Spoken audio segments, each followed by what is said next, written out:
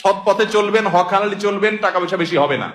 অন্যরা তো দূরের কথা, নিজের আপন মা বাবার কাছেও দাম পাবেন না, ভাই বোনের কাছে দাম পাবেন না, বইয়ের কাছেও হয়তো দাম পাবেন না, ছেলে মেয়ের কাছেও হয়তো দাম পাবেন না, বন্ধু বান্ধবের কাছেও দাম পাবেন না, এলাকার ইমাম সাহেব, খতিব সাহেব, হুজুর সাহেবের কাছেও দাম পাবেন না, কারণ পয়সা নেই। কিন্তু আল্লাহর কসম, যেই জায়গায় দাম পাওয়া দরকার সেই জায়গা ঠিকই পাবেন। আরশ আজিমের মালিক আপনার অনেক বেশি মূল্য দিবেন। নবী করিম সাল্লাল্লাহু আলাইহি সাল্লাম কতবার এরকম বলেছেন সাহাবীদেরকে, তোমরা কোন জান্নাতি লোক দেখতে চাও? বলি ইয়া রাসূলুল্লাহ, দেখতে চাই।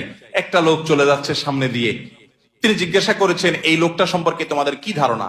বলি ইয়া রাসূলুল্লাহ, লোকটা খুব সাধারণ একজন মানুষ, এত গরিব, সমাজের এত সাধারণ মানুষ যে এই ব্যক্তি কারোর মেয়ে বিয়ে করতে চাইলে কেউ তার কাছে মেয়ে বিয়ে দিবে না, কেউ তাকে পয়সা হাওলাত দিবে না, কেউ তাকে চেয়ার দিবে না, কেউ তাকে কদর করবে না। আরেক লোক আসছে, নবী করিম সাল্লাল্লাহু আলাইহি সাল্লাম বলেন, এর সম্পর্কে তোমাদের বক্তব্য কি?